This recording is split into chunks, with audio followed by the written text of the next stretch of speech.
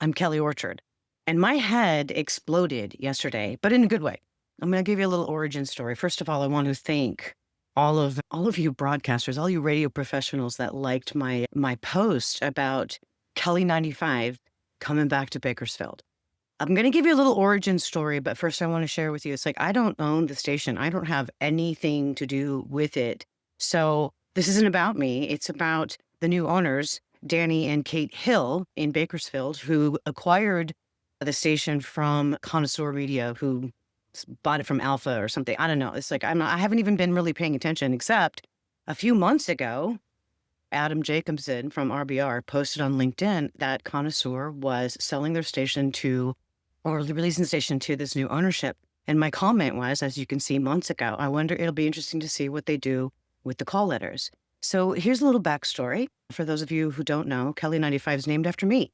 In the early 80s, okay, my dad had built KVVQ in Victorville after leaving KHJ in Los Angeles. So I grew up in Los Angeles, and Dad moved us to Victorville when I was in high school to build KVVQ FM.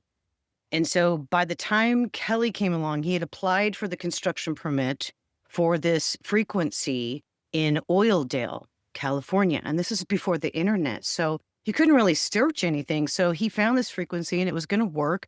And he applied for the construction permit. But I think there was a couple others that had also applied. Dad found the frequency, but then once you apply notify the FCC about it, other people can apply for the frequency. And this is how it went back then to get a new station built. I was young. I was 19 when this process started with building this radio station. And so I remember the story about when he was awarded the construction permit to build the radio station. KVVQ had been on the air maybe 3.5, 4 years. And Dad and I were in the car. I don't really remember how he got notified. Maybe he got a phone call from his lawyer or he got a telegram. I know the telegram is how we learned that he had gotten the construction permit for KVVQ. So we were driving. It was just him. And I know I was driving. I remember this so vividly. And we were just talking about, he was excited about getting awarded it. And we were going to go and start the process. But the first thing you have to do is you got to name it. You got to give it a set of call letters. And so I was just joking with Dad. And I said, why don't we name it after you, Dad? Ken O. And I guess there was a call letters KENO somewhere else, I think in Reno. Dad was like, no, we can't. Keno won't work. But he didn't really want to name the station after himself. And so I said, all right, name it after me then.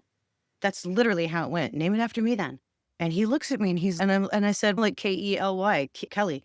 And he said, no, there's one in Ely, Nevada or Elko, Nevada or something. There was a KELY. But he looks at me, my dad would have this engineer look.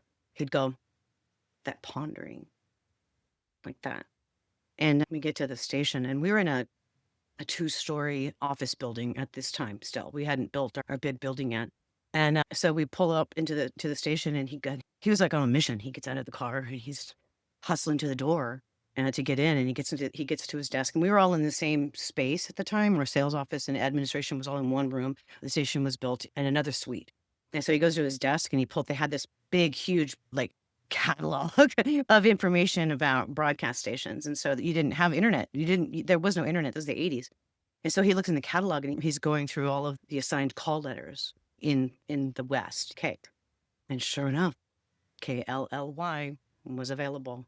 And that's how it started. It was literally like just a snippet, me just joking around, 19-year-old girls just saying, well, name it after me then if you're not going to name it after you. And he was like, I like that idea.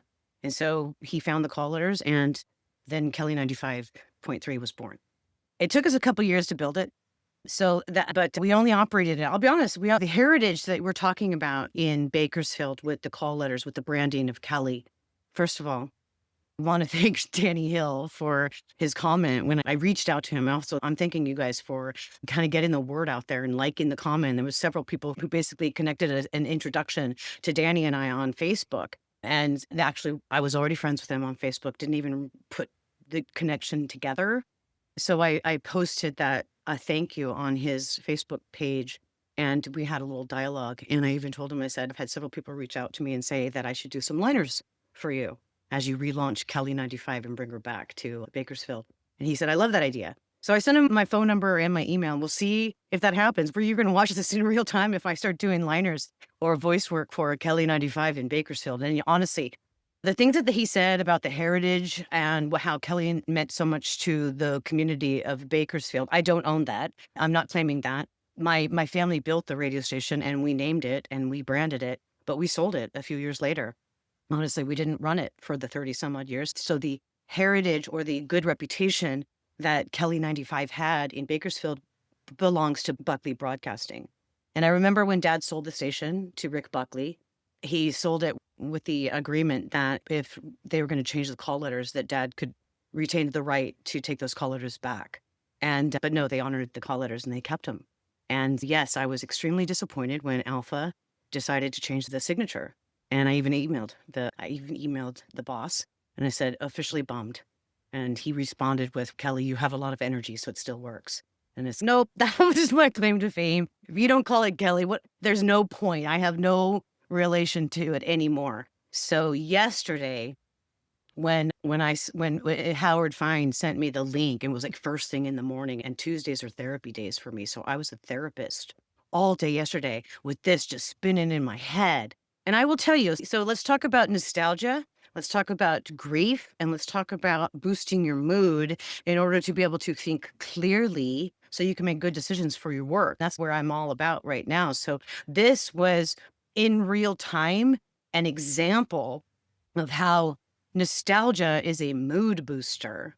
I had a really hard time keeping my emotions regulated so I could actually be a therapist because I was so excited about this new development. So I was ping-ponging back and forth yesterday with my emotions because it's thrilling for me, honestly. This is so personal to me, honestly. My dad's no longer with us. And you know what? My brother Brad, who went and operated the radio station, is no longer with us. So I'm the only one that's going to share in this, that's going to experience this revival of KELY 95. I don't know what it means. I'm sorry, I'm getting emotional, but this is like part of the grief process. I've lost my parents and I've lost my brother. And this radio station is very representative of who we were. And so I'm very thankful of that. God, I should stop now because who needs to see a crying woman about a radio station on a video? But grief is very profound. And if you've lost your job or you've lost your identity or because of something that was out of your control, you got to ride the wave. Grief takes as long as it takes. And this did stir up so many mixtures of emotions for me, like pride and humbleness and love for this industry that I have literally been born into. I tell people that all the time. How did you get into radio? I have a joke that I say my mom slept with the boss, basically. My dad was in radio before I was ever born, and it was just like the family farm kind of thing. So my little joke about it is true, is I was just born into it. And so having this happen yesterday, and actually what Danny said, he said in a comment, and I said, thank you for doing that. This was thrilling for me. And he says, it only made sense to do that. And then he said, I thought about you when we launched on Friday. And I'm like, you don't even know me. And you know the story. So there's a little detail for you. So these pictures that I've been showing are from the day that KELY 95 went on the air. I don't have a large collection of KELY 95 photographs, but there's the billboard with the original logo. There's me standing by the logo that was painted on the wall at the end of the hall. And you can see I see in the corner, I'm holding my car keys. I think I remember that I was getting ready to leave and either it was my dad or my brother, one of them stopped me and said, KELY, we have to get a picture of you by the logo. There's also a picture of my brothers and my dad and I sitting at the computer terminal while we're programming the automation system with the next songs. And a little backstory, that was a completely staged photograph. I was the one doing the work. Everyone was standing around. And I think my mom said, let's take a picture. Everybody gather around like we're all working. I was doing the work. First song. Here you go. Little nostalgia for you. The very first song played on the airwaves was the Pointer Sisters. I'm so excited. That's right. I'm so excited. From the Pointer Sisters was the very first song that was broadcast on KELY 95. I think I got the dates wrong. In my post, I think I said it was 1985, but all of the stuff that I've been researching says it was 84. Okay, and a lot of stuff was happening around that time period, and I was still a young girl. When the station went on the air, I think I was just 21 and didn't work there a lot. I didn't. I did some voice work, but I didn't wanna leave Victorville. I didn't wanna leave KVVQ. I don't think that dad really wanted me to go to Bakersfield. Brad had asked me my brother Brad had asked me to go to Bakersfield and work there with him. I was already established at KVVQ, and I think I had a boyfriend and friends, and I was happy and secure in my work already and wasn't really interested in going and working with my brother, frankly. But I did do the admin when it came time to training the traffic and billing people. That was me. And I would go there every couple times a month to do the billing and do the admin and keep the business, the background business kind of flowing with my parents. Brad went out there to manage it, but that also opened up an opportunity for me to have more authority at KVVQ with Brad gone. So it was that. And then we sold it a couple of years later. Brad came back. And then we built KVVQ AM, and that is an entirely different story. So this is me with my photographs. Dad had my grandparents push the button on the transmitter to turn it on.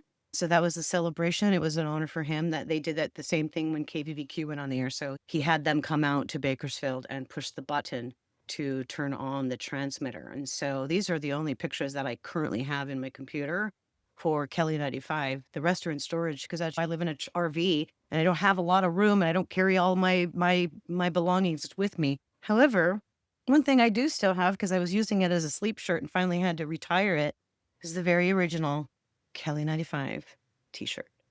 And it's got holes in it. But yes, this thing is significantly old. It's like one of the originals.